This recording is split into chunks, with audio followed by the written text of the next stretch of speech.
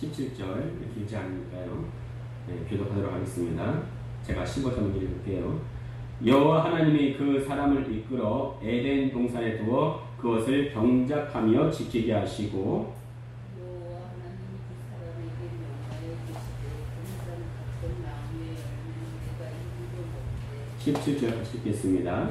선악을 알게 하는 나무의 열매는 먹지 말라. 네가 먹는 날에는 반드시 죽으리라 하시니라. 아멘. 할렐루야. 예, 한 주간 잘 지내셨습니까? 제가 8월 초에 들어온 것 같은데 벌써 8월의 마지막 주가 됐습니다. 예, 어떤가요? 8월이 금방 지나갔나요? 예, 아니면 느릿느릿 지겨울 정도로 시간이 가지 않았습니까? 예, 빨리 갔죠? 빨리 갔어요. 제가 여기 온 이후로 5개월하고 좀 더 지났는데 얼마나 빨리 갔는지 몰라요. 예, 길다면 길고 또 짧다면 짧은 세월이 흘렀는데 예, 많은 일들이 있었습니다. 하여튼 시간이 엄청 빨리 갔어요. 그런데 잘 지낸 사람의 특징이 뭐냐면 시간이 빨리 갔다고 느끼는 거랍니다. 예, 물론 너무나 바빠서 그렇게 느낄 수 있지만 또 시간이 빨리 갔으면 잘 지냈구나 이렇게 생각도 된다는 거지. 반대로 못 지낸 사람의 특징이 있는데 시간이 느릿느릿 흐른 것처럼 여겨진다는 거예요. 왜냐하면 안 좋은 일이 생기면요, 인간의 뇌가 최고의 AI예요. 예, 안 좋은 일이 생기면요, 인간의 뇌는 나중에라도 그런 일이 생겼을 때에 대비할 수 있도록 지금 사고 장면을 늘려서 느끼게 한다는 거예요. 그러니까 시간이 빨리 지나갔다 한다면은 그래도 잘 지냈구나. 시간이 느릿느릿 흐린 것 같아. 그러면은 내게 무슨 문제가 있었구나 생각할 수 있다는 거지요. 어떻습니까? 8월이 빨리 지나갔나요? 빨리 지나갔죠. 그렇다면 우리 옆분들한테 함께 한번 인사해 보시겠습니다. 무탈하게 잘 보내셨군요. 보기 좋습니다. 함께 인사하시겠습니다. 시작. 아멘. 예. 자, 오늘도 말씀 듣기 전에 우리의 마음을 고백하고 시작하겠습니다. 시작. 오늘도 주님의 아름다우심을 보게 하옵소서. 예. 우리 삶에서 매우 빈번하게 흔히 겪지만 의외로 아주 힘든 게 있습니다. 이게 뭘까요? 여러 가지가 있겠지만 그 중에 하나가 선택이라는 선택. 너무 신중하면 선택 불안 장애로 볼 수가 있지만 그럼에도 불구하고 많은 사람들이 일상에서 선택의 어려움을 겪습니다. 어떤 분은 결혼하기로 해놓고서 그 전날까지 선택을 못해서 갈등하는 사람도 보았어요. 예. 여러분 식당에 가면은 제일 먼저 하는 말이 뭡니까? 너 뭐 먹을래? 옆 사람한테 물어봐요. 선택 못하고 한참 동안 메뉴판을 보기도 합니다. 네. 여러분 선택이 왜 중요합니까? 첫 번째는 그것에 대한 책임을 져야 돼요. 두 번째는 선택했으면 적어도 그 책임을 끝나기까지는 되돌릴 수 없다는 거예요. 그러니까 선택이라는 것은 너무나 중요합니다. 나의 일상의 선택이 온전한가 저를 한번 되돌아봤더니 항상 또 그렇지는 않더라고요. 기본적으로 인간은 죄성이 내재되어 있기 때문에 나 위주로 선택하게 되어 있습니다. 그렇죠? 여러분 한번 생각해 보세요. 여러분이 생각하는 좋은 사람은 누구예요? 예? 착하고 남 잘 도와주고 의리 있고 배려가 있는 그런 사람? 예. 솔직히 말하면요, 우리 다 같은 마음이고요. 남들에게는 다 못해줘도 나한테는 잘해주는 사람, 그 사람이 좋은 사람이에요. 그렇죠? 그러면 누가 나쁜 사람이에요? 남들한테는 다 잘해줘도 나한테 못되게 굴면 그건 나쁜 사람이란 말이죠. 다 자기 위주입니다. 제가 이전 교회에서 봄에는 봄 소풍 가고 가을이면 가을 소풍도 갔는데요. 여행 가면 빠질 수 없는 게 있습니다. 그게 뭐예요? 사진이죠. 어떤 분이 사진이 잘 나왔다 해서 저에게 보여주셨는데 내 얼굴은 잘 안 나온 거예요. 안 좋은 사진이야. 그런데 그분 아주 좋은 사진이라는 거예요. 왜 그래요? 왜 그런 거예요? 그분 얼굴은 아주 잘 나왔더라고요. 자기 위주로 선택하고 자기 자신을 중심으로 선택하게 되어 있습니다. 이게 사람의 자기 죄성이라는 거예요. 제가 이전에 2년 동안 심리학 공부를 한 적이 있었는데요. 심리학 공부를 하면서도 인간이 참으로 죄인의 후손이구나 이렇게 느낄 수가 있었습니다. 심리학 공부할 때 빼놓을 수 없는 게 방어 기제라는 말이 있어요. 심리학을 공부하지 않더라도 이것은 너무나 유명하기 때문에 방어 기제 다 들어보셨을 겁니다. 방어 기제가 뭐냐면 어떤 안 좋은 문제에 봉착했을 때 자기 자신을 지키기 위해서 자동적으로 취하는 본능적 적응 행위, 이것을 방어 기제 이렇게 말을 합니다. 방어 기제에도 여러 종류가 있는데 그 중에 치환이라는 것이 있습니다.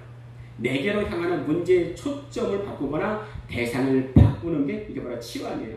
그래서 상대방이 난감한 질문을 꺼내서 나 자신을 괴롭힐 때에 다른 이야기를 둘러대거나 화제를 돌리거나 아니면 다른 사람에게 그 화살을 돌리는 경우가 바로 치환이라는 거예요. 근데 이 방어 기제 치환을 제일 먼저 사용한 사람이 누군가? 아담이에요. 아담. 왜 그런 거 아니?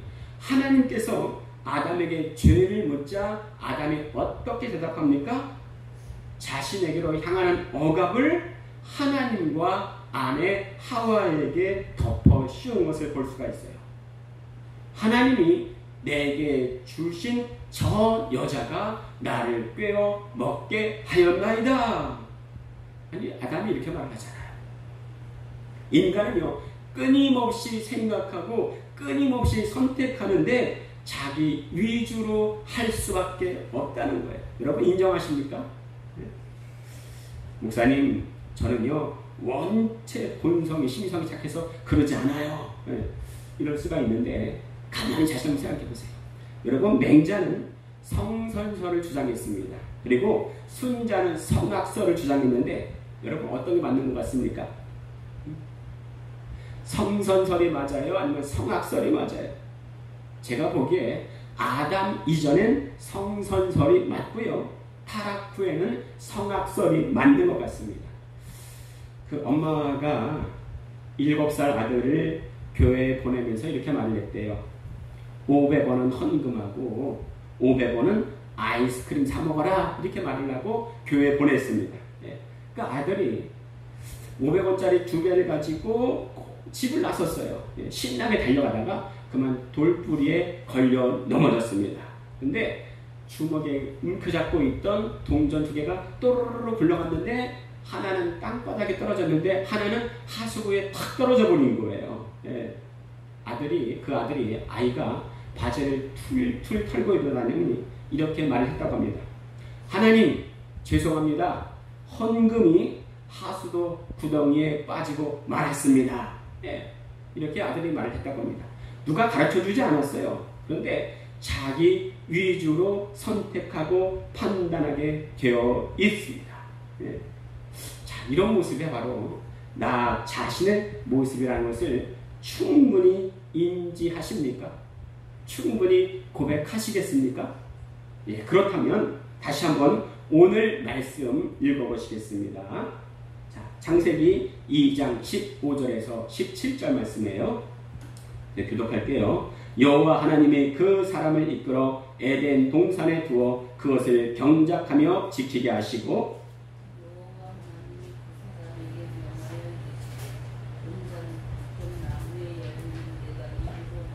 17절 같이 읽겠습니다. 시작. 선악을 알게 하는 나무의 열매는 먹지 말라. 네가 먹는 날에는 반드시 죽으리라 하시니라. 아멘.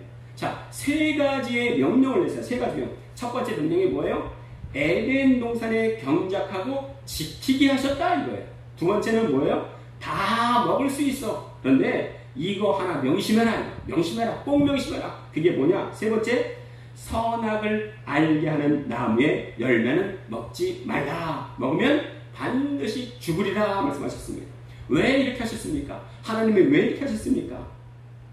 이 하나님의 금령이 마치 우리의 권리와 자유와 행복을 빼앗는 것처럼 느껴질 수가 있습니다. 여러분 한번 생각해 보세요. 내가 만약 그 자리에 있었다면 아니 하나님이 왜 못 먹게 하시지? 그게 제일 맛있어 보이는데 왜 나의 자유를 침해하시는가? 왜 제일 좋은 걸 뺏는가? 이럴 수 있겠습니까? 굳이 말하자면 그 당시는 성선설이에요. 타락 이전입니다. 하나님이 말씀하셨으니까 그것을 당연하게 여겼을 거예요. 그런데 우리가 알듯이 중간에 마귀가 개입합니다. 여러분 마귀가 개입하면요 잘 되는 게 없어요. 잘 되는 게 없어요. 유다가 왜 예수님을 팔았다 그랬습니까? 마귀가 예수를 팔려는 마음을 유다에게 집어넣었기 때문에 바로 유다가 예수를 팔았다 이렇게 말씀을 드렸어요. 마귀가 개입해서요 좋은 게 아무것도 없습니다. 자 그런데요 마귀가 개입하니까 생각이 바뀌어지는 거예요. 하나님께서 전부를 주셨는데 그 하나 제지하신 것을 마치 하나님이 다 감춘 것처럼 마귀가 유혹을 하고 있습니다. 마귀가 우리의 삶에 던져놓는 그물이 많은데 그 중에 하나가 왜곡된 인상을 심어주는 거예요. 그 이전에 우리나라에 헬조선이라는 말이 참 유행했습니다. 지옥 같은 대한민국이란 말이죠. 그런데 실상 그렇습니까?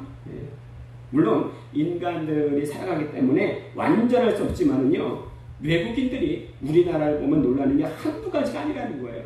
거리가 깨끗하다는 거예요. 그리고 치안도 너무 좋고요. 커피숍에 핸드폰을 두고 가도 가져가는 사람이 없다는 거예요. 깜짝 놀라는 거예요.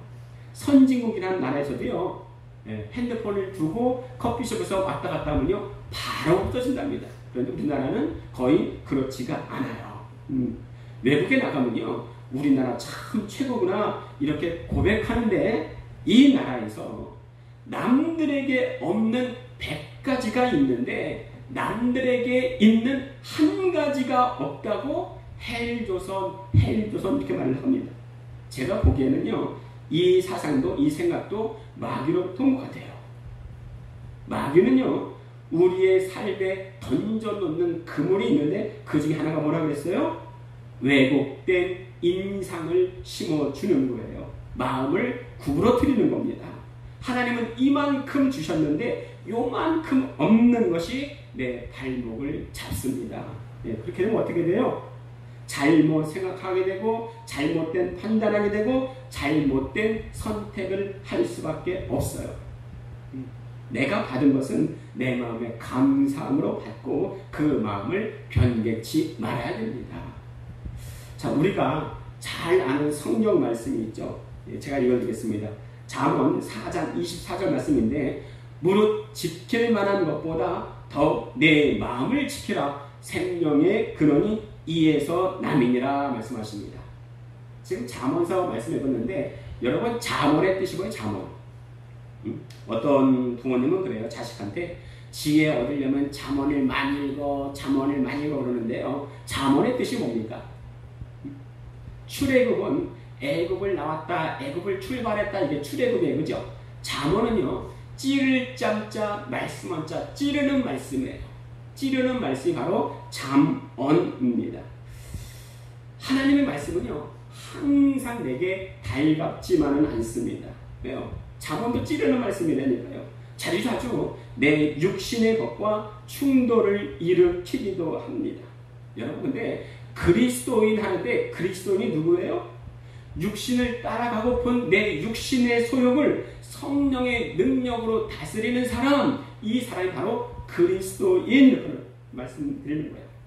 자, 우리 주거에 로마서 8장 13절 같이 읽겠습니다. 로마서 8장 13절 시작. 너희가 육신대로 살면 반드시 죽을 것이로되 영으로서 몸의 행실을 죽이면 살리니. 자, 너희가 육신대로 살면, 내 마음대로 살면 반드시 죽는답니다. 여기서 죽는다는 것은 내가 수명이 다해서 죽는 것이 아니고 영적인 죽음, 영원한 죽음을 말하는 거예요. 내 육신을 따라가면 영원한 죽음밖에 없다. 그런데 영으로서 몸의 행실을 죽이면 살리니 이 영으로서는 오직 성령으로 이거예요. 성령으로서 몸의 행실을 죽이면 살리니 이거예요.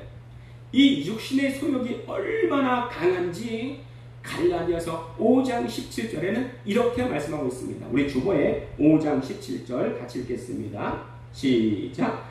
육체의 소욕은 성령을 거스리고 성령은 육체를 거스르나니 이 둘이 서로 대적함으로 너희가 원하는 것을 하지 못하게 하려 함이니라. 여러분, 육신의 소욕이 얼마나 강한지 성령을 거스릴 만큼 저항하고 대적한다는 거예요. 여러분, 이해가 가십니까? 성령 하나님이세요. 성령 하나님이신데 이 육체의 소욕이 얼마나 강한지 이 성령 하나님을 거스리고 대항한다는 거예요. 돈이 하나님과 동일 선상에 있을 만큼 강한 힘이 있다면요, 이 육신의 소욕도 성령을 거스릴 만큼 강한 힘이 있다는 거예요. 그러면 그 마지막이 어디겠습니까? 육신의 소욕, 이 육체의 소욕, 이 마지막이 어디겠습니까? 우리는 정답을 알아요. 돈이 정답이 아니고 육체의 소욕이 정답이 아님을 압니다. 오직 하나님의 마음에, 하나님의 말씀에 뿌리 박혀 있을 때만 거기에 참 생명이 있고 형통이 있다는 것을 우리는 알고 있습니다. 그러면 우리가 잘 선택해야 돼요. 하나님은 아담에게 에덴 동산을 주었습니다. 더 정확히 말하면 에덴 가든, 에덴 정원이에요. 그런데 아담이 잘못 선택했을 때 이 기쁨의 에덴 정원은 아담의 시야에서 사라지고 맙니다. 그러니까 이 선택이 얼마나 중요하냐는 거예요. 나는 영생을 원하지 않아. 그런 선택한다면 그런 사람에게는 영원히 없습니다. 영생이 존재하지 않습니다.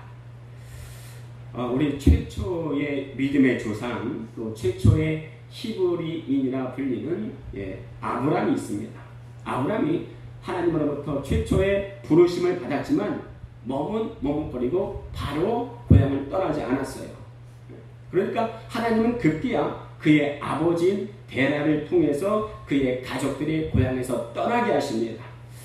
나중에 창세기에 대해서 자세히 보시겠지만요, 하나님께서는 먼저 아브람을 부르셨지만 고향에서 떠나자 이렇게 말한 사람은 그의 아비인 데라였습니다. 때로 하나님께서는 내게 사명을 주셨어도 바로 시행하지 않고 지체하고 머뭇거리면 다른 사람을 통해서 또 진행하시기도 합니다.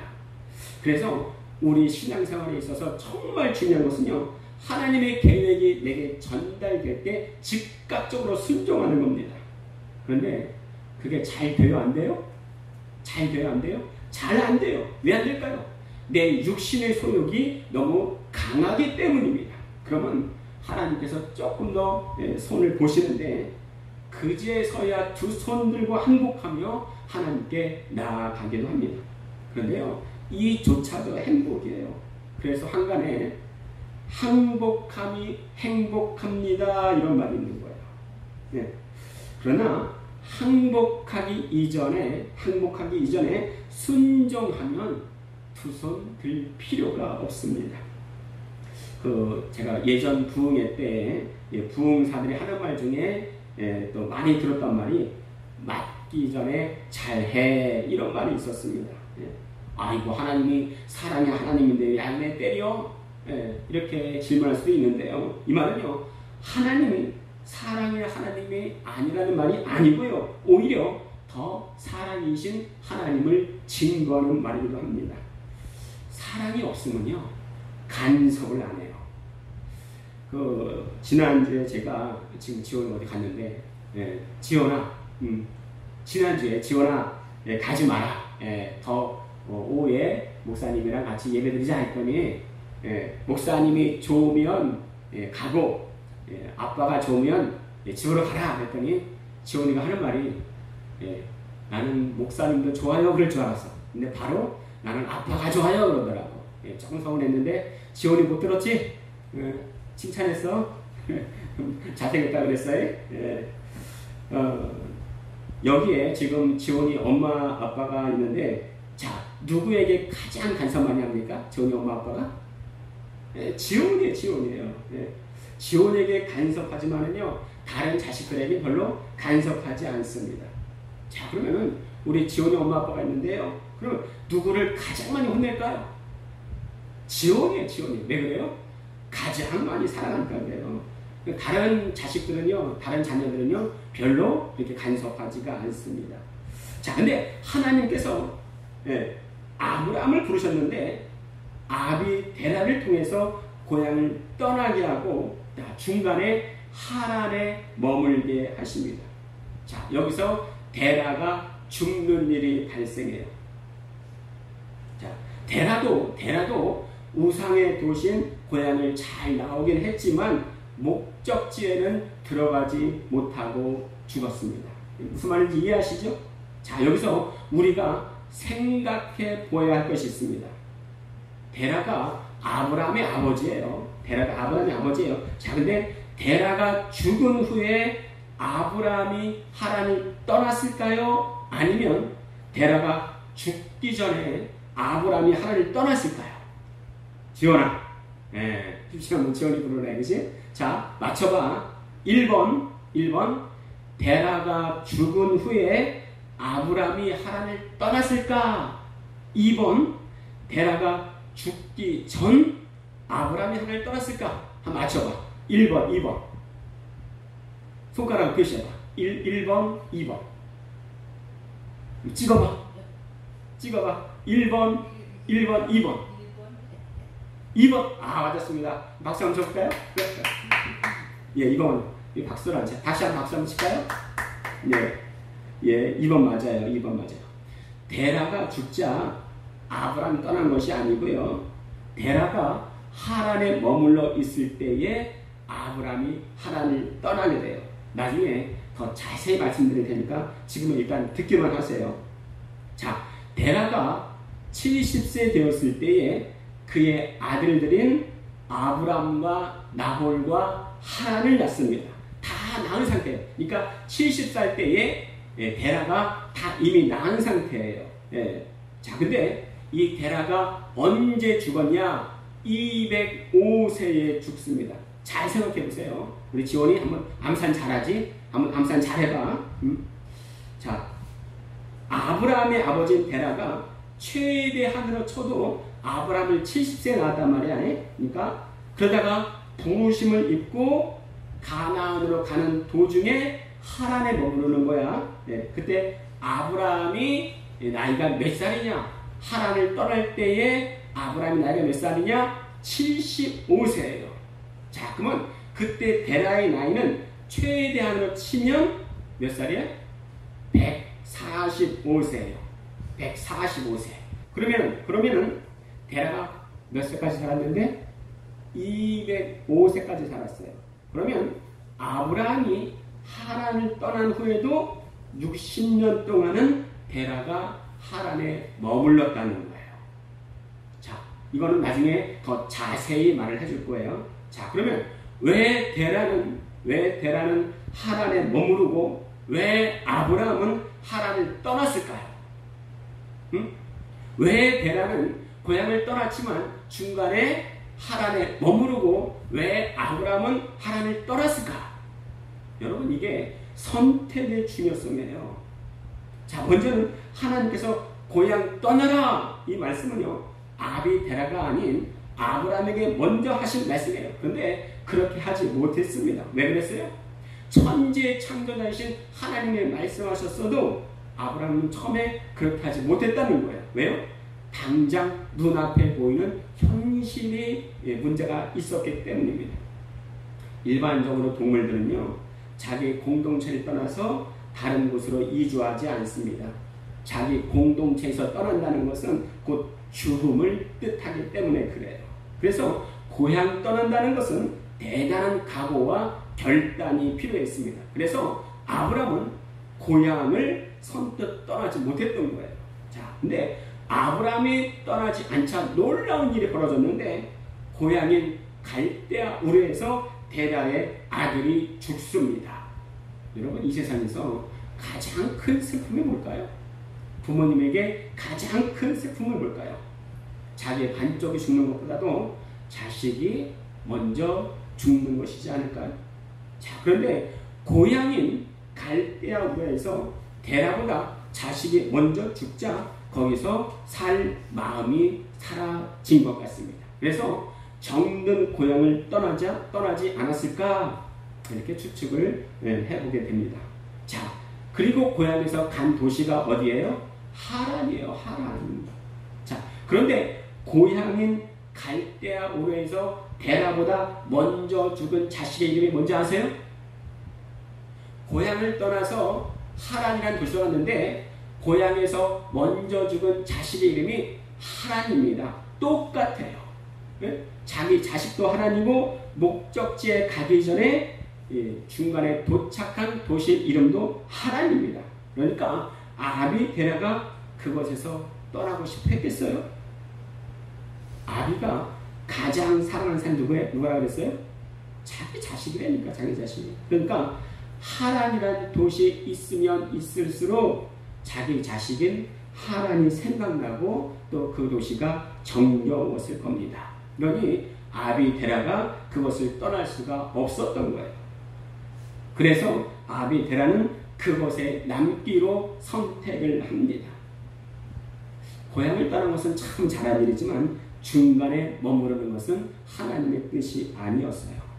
사람은 자기가 편한 곳에 있고 싶어 합니다. 그런데 대부분 그것은 내 육신의 소욕이 많은 경우가 대부분이에요. 그런데 아브라함은 선뜻 선택을 못해서 고향을 떠나지는 못했지만 아비데라에 이끌려 하란에 오기는 했지만 중대한 결정을 합니다. 중대한 선택을 합니다. 그 이유가 뭐냐? 우리 함께 창세기 12장 4절 주어 있는데 함께 읽도록 하겠습니다. 시작. 이에 아브라함이 여호와의 말씀을 따라갔고 롯도 그와 함께 갔으며 아브라함이 하란을 떠날 때에 75세였더라. 자, 아브라함이 하란을 떠날 때 몇 사람이 됐어요? 75세. 그 떠난 계기가 뭐예요? 하나님의 말씀을 따라 갔더라. 이렇게 성경은 증언하고 있습니다. 간단히 말하면 아브라함은 하나님의 말씀을 선택한 거예요. 그 결과가 어떻습니까? 그 결과가 어떻습니까?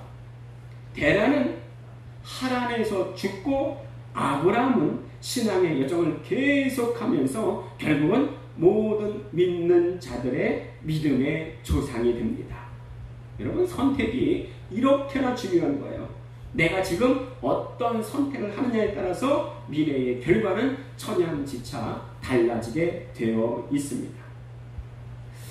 그 옛적에 어떤 사람이 점점 시력이 약화되어서 눈이 멀어가고 있었습니다. 그래서 그의 담당 의사가 그에게 수술할 것을 권유했어요. 근데 수술은 아주 성공적으로 끝나서 그의 시력은 성공적으로 되돌아왔습니다. 정상으로 되돌아왔습니다. 그런데 수술 중에 뇌의 신경을 다쳐서 그의 기억력에 이상이 생겨버린 거예요. 그래서 다시 한번 수술을 했습니다. 그 결과 이번에는 기억력은 살아났는데 시력은 또 나빠진 거예요. 예. 그 당시에는 둘 다 좋게 할 의술이 없었던 거예요. 그러자 의사는 환자에게 이렇게 질문합니다. 어떤 것을 선택하시겠습니까? 시력을 찾겠습니까? 아니면 과거의 기억을 살리시겠습니까? 환자에게 질문했습니다. 한참 동안 환자가 생각하더니 이렇게 대답을 했다고 합니다. 시력을 되찾겠습니다. 지나간 일을 기억하는 것보다는 앞으로 될 일을 눈으로 보는 게 낫겠지요. 여러분 어떻습니까? 이 환자가 올바른 선택을 한 것 같습니까? 참으로 현명한 선택을 한 것이라 생각이 듭니다. 사람들은 누구나 날마다의 생활과 또 그 순간순간 속에서 선택의 문제에 부딪히게 되어 있습니다. 가정주부는요, 음식을 만들 때마다 재료를 선택합니다. 음식에 넣을 재료가요, 잘못 선택되어지면 음식의 맛은 너무나 맛이 없게 변할 겁니다. 간혹 이걸 선택하든 저걸 선택하든 아무렇게 선택하든 별 문제가 없을 경우도 있지만 인생에 있어서 가장 중요하고도 심각한 문제들에 직면하게 되면요, 선택을 잘하고 또 못하느냐에 따라서 그 결과가 크게 차이나는 것을 우리는 어렵지 않게 볼 수가 있습니다. 우리의 영적인 문제도 그렇습니다. 우리의 영적인 문제, 우리가 어떤 선택을 하느냐에 따라서 그것이 대가의 인생이냐 아브라함의 인생이냐 이 둘을 결정짓기도 합니다. 우리 신명기 30장 19절에서 20절 주거에 있는데요, 우리 함께 우리 교독하도록 하겠습니다. 제가 먼저 읽을게요. 내가 오늘 하늘과 땅을 불러 너에게 증거를 삼노라. 내가 생명과 사망과 복과 저주를 네 앞에 두었은즉 너와 네 자손이 살기 위하여 생명을 택하고 20절 읽겠습니다. 시작.